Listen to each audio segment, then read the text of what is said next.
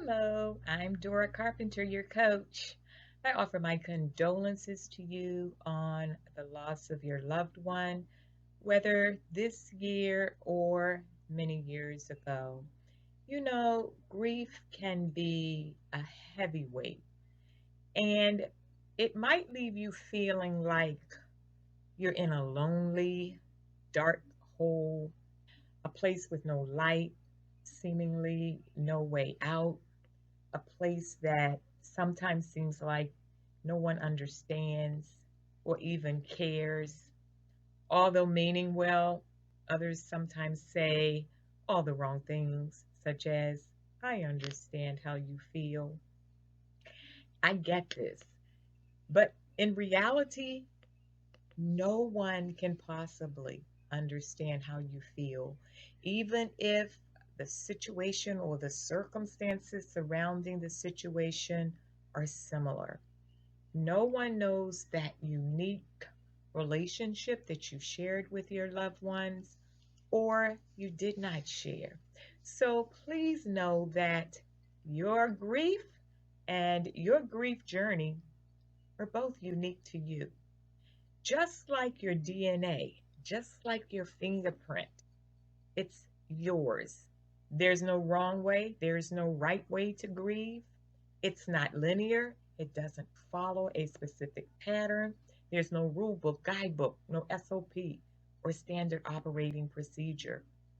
So I do not teach stages or phases of grief, which we all are familiar with. Now, where are we? You see, the experience of loss has placed itself on your calendar. You can't postpone it, reschedule it, hit that delete button and make it disappear. It sets no appointments and it makes no reservations. It doesn't even discriminate based on age, color, race, religion, creed, sexual orientation, age, or even cause. It simply gives you membership into the club that you never asked to join.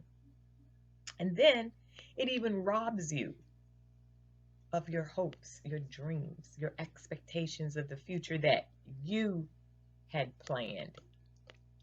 And even more, it leaves you with what are those normal and natural responses to loss: the hurt, anger, disappointment, sadness, guilt, regret, those unfathomable emotions. Right now, you might be wondering if and when this awful pain will ever go away. Statistics say that it can take 5 to 8 years to recover from a devastating loss. I say that it doesn't have to take that long. With the proper support, encouragement, education, and the grief work, it doesn't have to take many, many years to move through the grief of losing a loved one. And if I had a magic wand, I could wave it and make it all better for you, I would. But there's no magic wand for grief. It simply cannot be eradicated, it's only experienced. And I'll be very honest with you. I liken it to a wilderness, navigating the wilderness of grief, letting you know there are going to be some wrong turns, there are going to be some crooked paths, there are going to be some dead ends. Sometimes the brush will be so high, you feel that you can't climb over, you can't make another step forward, seemingly like there's just no way out of it. But as your coach for this course, I want to offer you hope and encouragement so that if you choose to do so, you can transition to a place of being able to integrate this loss into your new sense of normalcy as you move toward meaning, toward purpose and even toward growth. So I invite you to stay with me while I share with you what I teach as the initial pivotal step on your grief journey. What's that? Giving yourself permission to grieve. From my heart to yours, love and gratitude, and I will see you inside.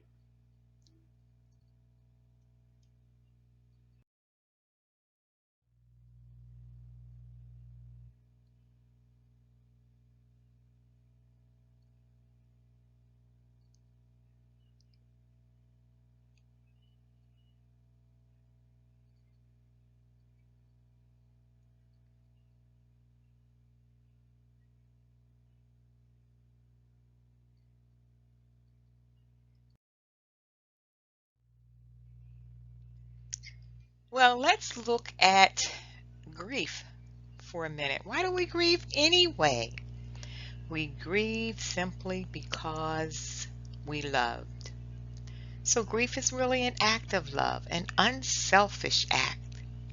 Because if you didn't love the person who has died, there would be no need for those painful emotions that you're feeling.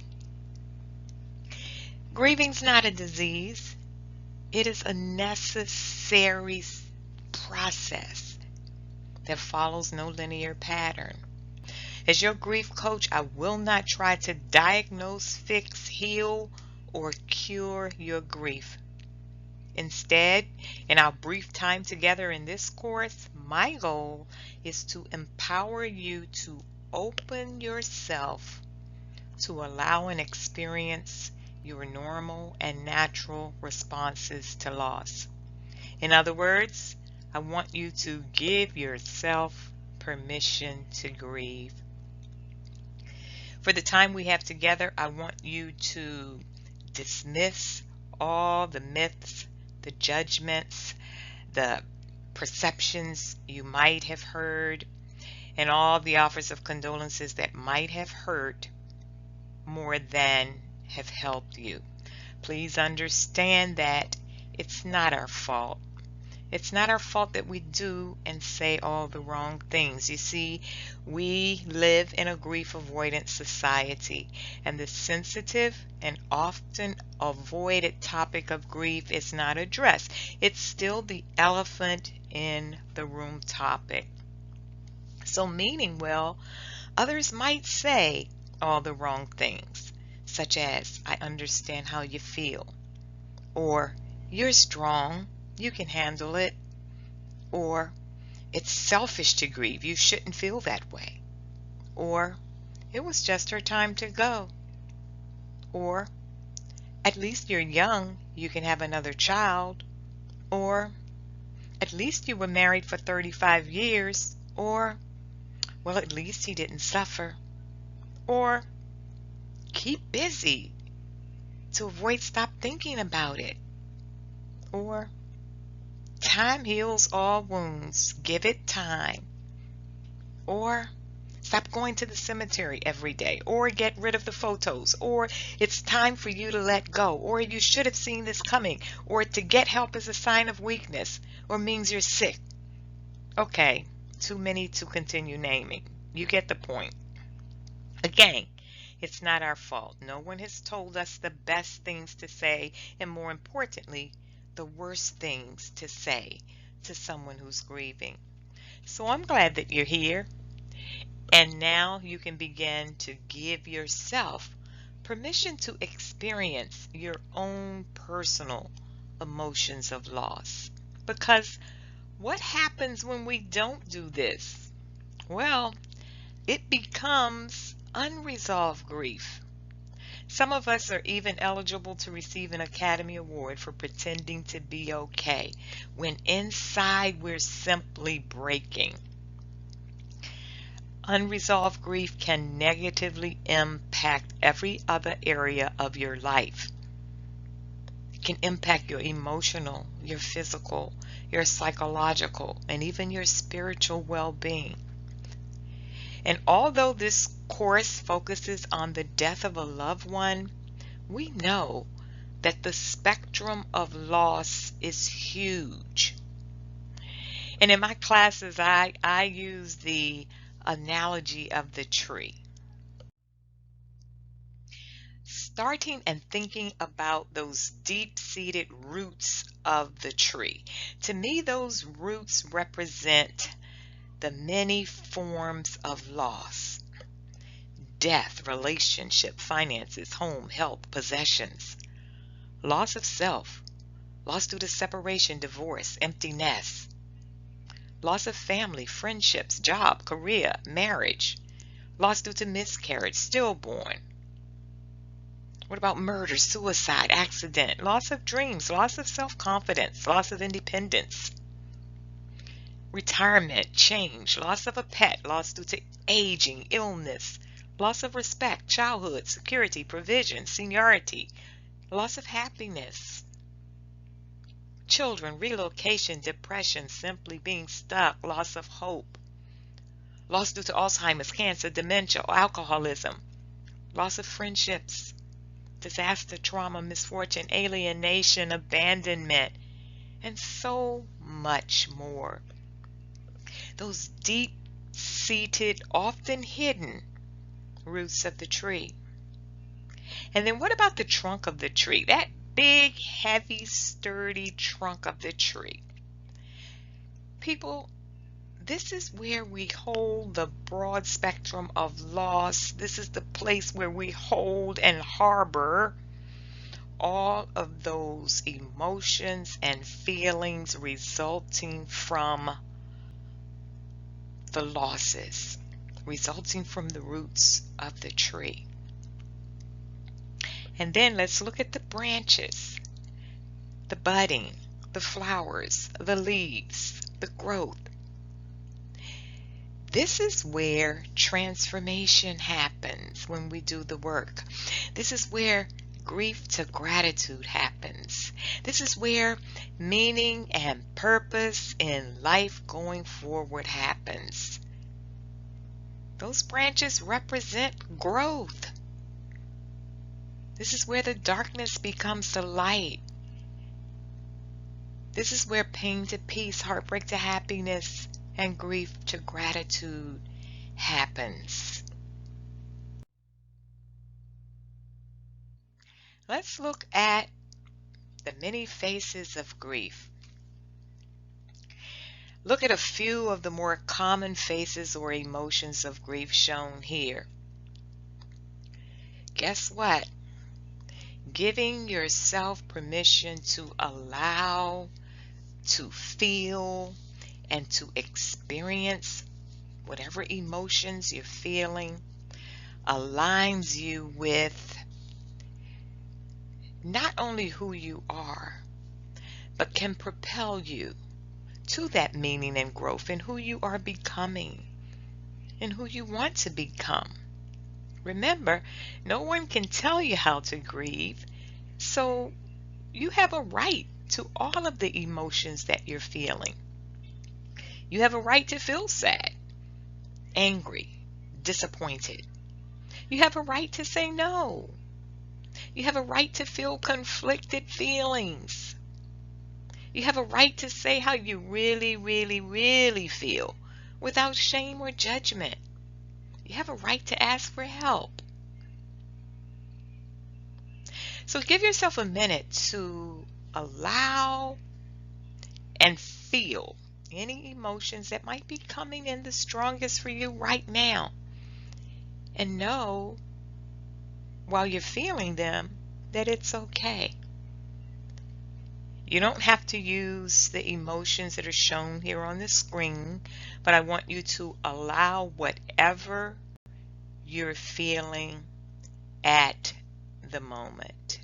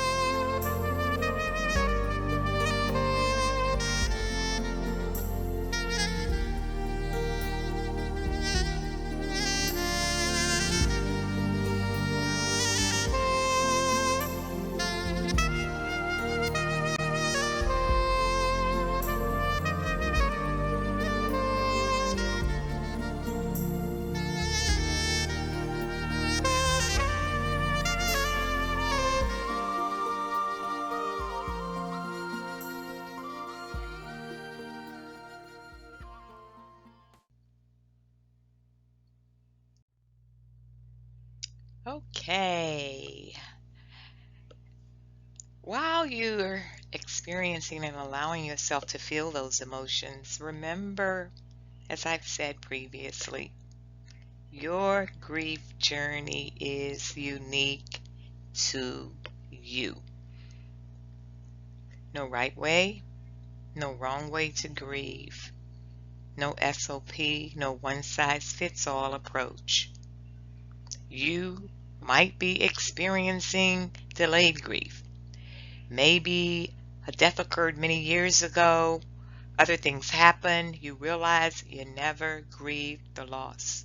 You might be experiencing anticipatory grief while your loved one is still here, but maybe there's an imminent death. Or your loved one is still here physically, but maybe with an illness such as dementia or Alzheimer's, so they're not here in other ways.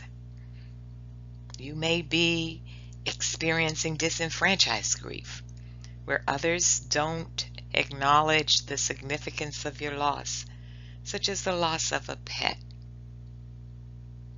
Your grief will always be unique to you.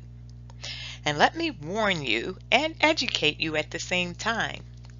You will experience what we call grief bursts or grief attacks.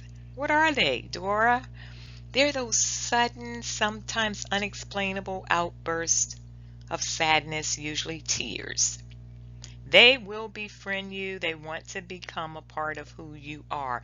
And the only thing predictable about grief bursts is that they're usually unpredictable and sometimes present no trigger at all. They may also show up maybe when you're visiting a familiar place, a certain smell, looking at an old photograph, but they can also come again with no trigger. Now that you know what they are, you can allow them. Give them their space and time to visit, knowing that it's okay. I'm having a grief burst and I will get through this. We've found with most of our grief coaching clients that oftentimes when experiencing these grief bursts, they can somewhat counter them with thinking of a cherished, memorable moment. And that's often helpful as they work through the grief burst. However, please know that get to the other side of your grief journey, to get to the other side of navigating that wilderness, it requires work. To prove that to you, let me share with you the results of a research study. And this research study was conducted by a psychiatrist, Dr. Eric Lindemann. In 1942, there was a fire in the Boston nightclub, the Coconut Grove. This fire caused over 400 deaths and over 600 burn victims. Now, many of these burn victim patients had suffered also the loss of family and friends in this fire. And in the hospital, Dr. Lindemann used identical methods of treatment, of course, based on the severity of the wounds. But some patients' burns healed more successfully than others. And research from this study of Dr. Lindemann overall showed that the emotional and the mental attitudes affect the healing or the grieving process. And we know this. However, I want to give you research to back what we already know so that you can take it seriously as you're doing your own grief work. But I also interject, this is not applicable only to the emotional healing, such as grief, but the physical healing as well. Anyway, what Dr. Lindemann's study revealed was that there was a direct correlation between the expression of grief and the successful healing of the physical wounds. He said the patients who were healing successfully were the ones who were facing their grief openly. He said they shed tears. They talked about their loss and hurt. They expressed guilt over surviving when others had not. He said they allowed themselves to think and talk about their lost loved ones, recalling happy memories of the love and the happiness that they shared together.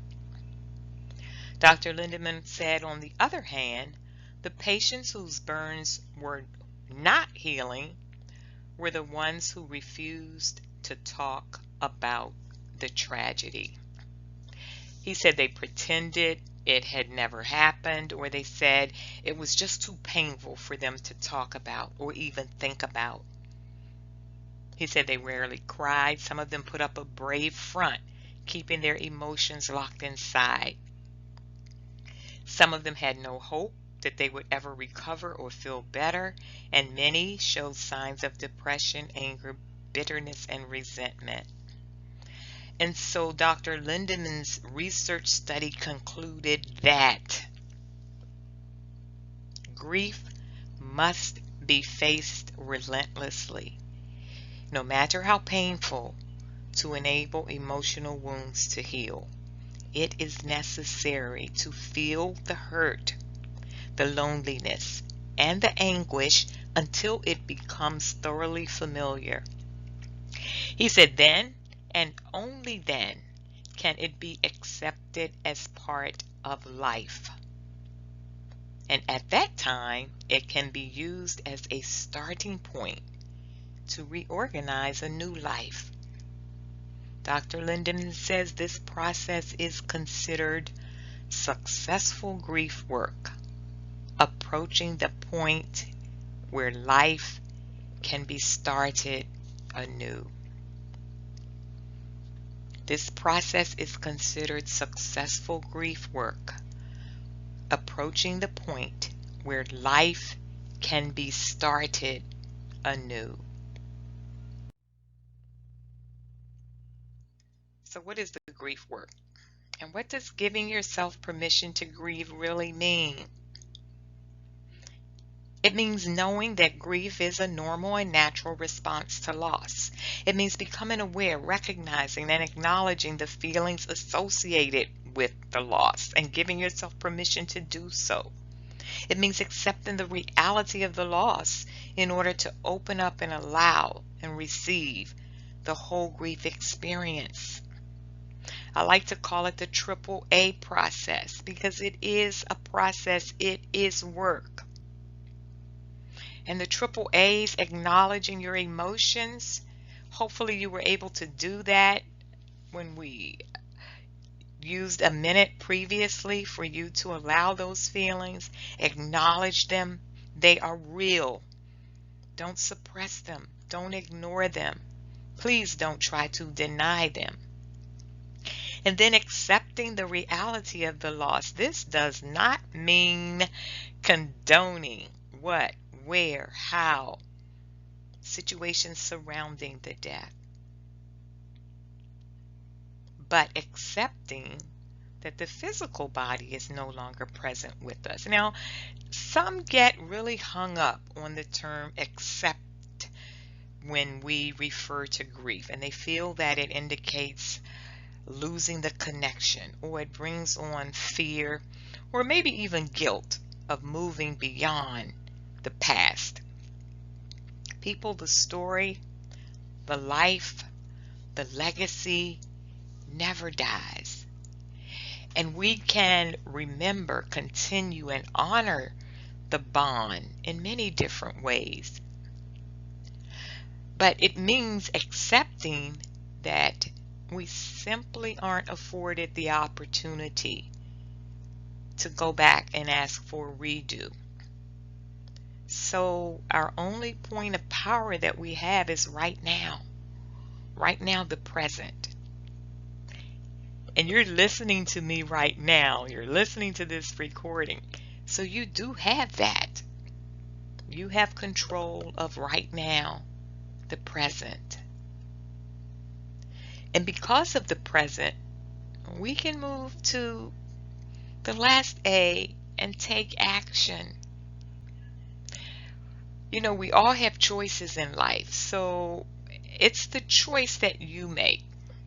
We must make that choice to either stay stuck in that deep, dark fog of grief, or stay paralyzed in our grief, stay hostage to the painful emotions, or we can make the choice to step even a little bit, take a baby step out of that comfort zone that we're in, to take action and do the work that Dr. Lindemann shared in his research study. Do the work to move your life forward. In the next section of the course, you're going to complete your grief wheel coaching exercise to get a snapshot of how grief might be affecting your life at this moment. It's imperative that you be kind, gentle, and patient with yourself along the way. Life right now is not how you had hoped or planned, but if you choose to do so, you can journey from pain to peace, heartbreak to happiness, and grief to gratitude. From my heart to yours, love and gratitude. Heaven knows what you've been through. So much pain. Even though you can't see me, I'm not far away. We always said if one of us somehow went away,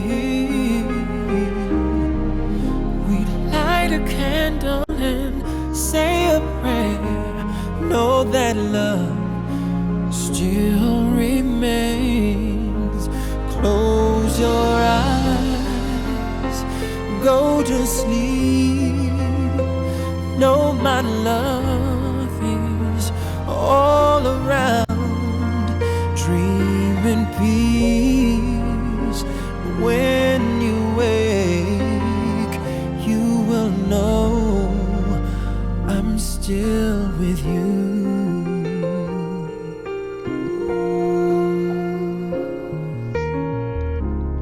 Live your life from this day on and love again. I know you do the same for me. That's the way that love is supposed to be. Close your eyes, go to sleep, and know my love is all around. Dream in peace, and when you wake, you will know I'm still with you. When you feel those lonely teardrops rolling down your face, just know my love watches over you always, always. Close your eyes and go to sleep. Know my love is all around. Dream in peace, and when you wake, you will know I'm still